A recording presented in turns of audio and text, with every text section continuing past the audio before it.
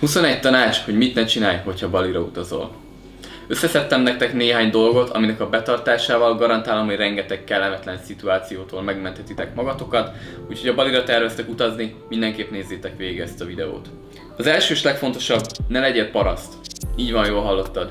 A helyiek nagyon kedves emberek, nagyon segítőkészek, legyél velük kérlek mindig te is kedves és tisztelettudó. Ugyanis tudd azt, hogy te ide vendégségbe jössz, és ők befogadnak a hazájukba, úgyhogy kérlek ne élj vissza a kedvességükkel, legyél mindig jó fej. De ne csak itt, otthon is. Ne kiabálj vagy dühöng.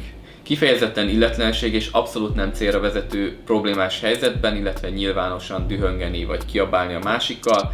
Itt ez kifejezetten megalázó számukra, és bármilyen helyzetbe kerülsz, akár balesetezel, vagy bármi problémás helyzetbe, mindig a kedvesség és a higgadt helyzetkezelés lesz a legcélra vezetőbb, úgyhogy tarts magad ehhez. Ne legyél tiszteletlen a kultúrájukkal szemben.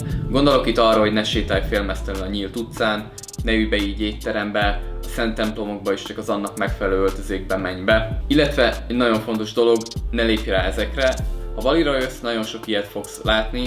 Ezeket a helyiek készítik az isteneiknek egyfajta adományként. Ne használj drogokat, alapvetően se, de főleg ne itt Balin. A drogra vonatkozó törvényeket nagyon szigorúan veszik, drogterjesztése esetén halálbüntetést is kiszabhatnak, de jobb esetben is életfogytiglant kapsz. Úgyhogy nem éri meg, ne csináld.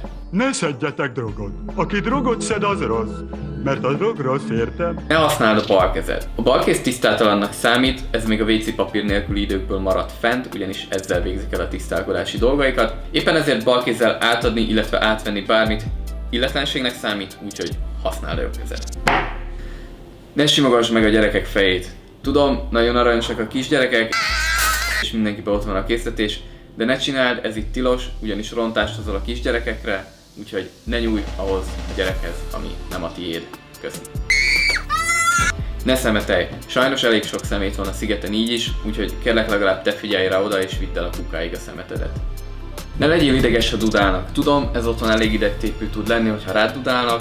Itt viszont mindössze annyit jelent, hogy itt vagyok, jövök, kérlek figyelj rám oda, ne üss el. Szimplán egy jelző értékkel használják a dudát, nagyjából mindig, úgyhogy ne lepődj meg és ne legyél ideges miatta.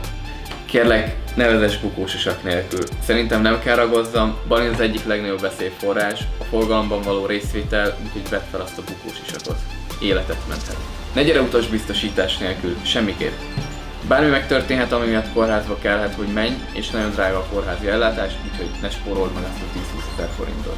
Ne bízz az állatokban az utcán. Igen, tudom, nagyon aranyosak a kiskutyák, illetve a majmok, illetve a mindenféle szőrös kis állatkák, viszont elég agresszívak, és hogyha hozzájuk nyúlsz, valószínűleg meg fognak harapni, nem minden esetben, de elég nagy rá az esély, több ismerősömet megharapták. Ilyenkor a teendő az, hogy kórházba kell menj, be kell adass egy vagy több oltást, nem akarod, úgyhogy hagyd békén az állatokat, ne piszkáld őket. Ne igyál csapvizet, ugyanis nem iható. Fogmosásra, fürdésre és mosogatásra alkalmas. Ha zöldséget vagy gyümölcsöt veszel, akkor is használj inkább ásványvizet, az a biztos. Ne hagyd őrizetlenül a cuccaidat. Sajnos elég gyakori a lopás, még a hotelszobából is ellophatnak cuccaidat, úgyhogy tarts mindig mindent szépben. Ne tarts magadnál sok pénzt. Ha esetleg megállítana a rendőr és megbüntetne valamiért, akkor a büntetés mértékét az fogja megszabni, hogy mennyi pénz van nálad. Úgyhogy ne tarts magadnál túl sokat. Ne tarts a kezedben a telefonodat az utcán vagy épp motoron ülve. Elég gyakori, hogy kikapják a kezedből és elhajtanak motorral, és többet nem látod a telefonod. Bár ez főleg Kuta és Szemények környékén jellemző, de hallottam már Cangóból is ilyen híreket, úgyhogy figyelj rá oda, tartsd inkább a zsebedben a telefonodat. Ne ülj be random taxikba az utcán, bár elrabolni nem fognak, de nagyjából 5-ször annyit fogsz fizetni, mint hogyha hívnál a Gojek applikáción keresztül egy taxit. Ne tartózkodj Kutában.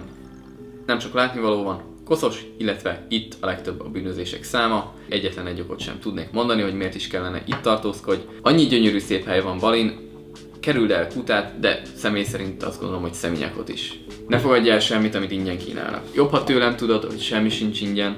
Hogyha elfogadod, akkor elkezdenek mesélni a szomorú történeteikről, a 15 éhes gyerekről otthon, akiknek enni kell adni, de sajnos nincs rá pénz, vagy éppen arról, hogy a nagymamának ki kell venni a vesekövét, és a műtétre kell a pénz. Ezek mind nagyon szomorú történetek, de nem igaz. Úgyhogy ne dőlj be nekik, szimplán csak sétálj tovább. Ne piszkáld a kígyót, de főleg nagy csíkosokat, azokat messziről kerüld el. Bár gondolom ezt nem kell kétszer mondani, viszont ha mégis kígyóval találkoznál, jobb ha tudod, hogy a kígyók nem hallanak, úgyhogy nyugodtan kiabálhat segítségért, viszont a mozdulatokra nagyon érzékenyek, úgyhogy semmiképp ne kezdj el pánikolni, integetni vagy szaladni, mert akkor elég nagy eséllyel megtámadnak. Úgyhogy maradj nyugodt, legalábbis próbálj meg nyugodt maradni. Illetve egy életmentő tanács, hogyha mégis megharapna egy kígyó, jól jegyezd meg azt, hogy nézett ki, azonnal menj kórházba. Az első kérdésük az lesz, hogy milyen kígyó harapott meg, hogy nézett ki. Ha nem fogod tudni a választ, nem fogják tudni, hogy milyen ellenszerre van szükséged, ezért jobb, ha megjegyzed. Ne igyál túl sok helyi alkoholt, mint például az arakot. Bárhol beszerezheted, viszont soha nem tudhatod, hogy ki készíti, hogyan készíti és mit rak bele. Ezeknek lehet elég magas az etanol tartalma, aminek a túlzott fogyasztása vakuláshoz vezet, úgyhogy csak óvatosan. Utolsó pontnak pedig ne igyál és vezess kérlek. Nagyon sok halálos baleset van ebből, nem csak a sajátod, de mások testi épségét is veszélyeztetheted. Ha hívsz egy Gojeket, egyébként pár száz forintból bárhová elvisznek, úgyhogy ne vezess részegen. Illetve még egy tanács, ami most jutott eszembe, viszont életmentő lehet, úgyhogy azt gondolom, hogy meg kell, hogy osszam veletek. Ne úsz Nusa Penidán. Nusa Penidán vannak a világ egyik legszebb partjai, viszont a legveszélyesebbek is. Nagyon erős a sodrás, és hogyha túlzottan bemész a vízbe, nagyjából semmi esélyed nem lesz arra, hogy kiúsz. Ennek is elég sok halálos áldozata van sajnos. Egyébként jövő hónaptól a 3 leglátogatottabb parton be is tiltják az úszást. Tartsd be ezeket! Hát ez lett volna az én 21+1 tanácsom. Köszönöm, hogy megnézted a videómat, hogyha hasznosnak találtad, akkor kérlek iratkozz fel, illetve hogyha bármi egyéb kérdésed van, írd meg nekem ide kommentben, fogok rá válaszolni. Jó nyaralás, Balint, és viszlát a következő videóban!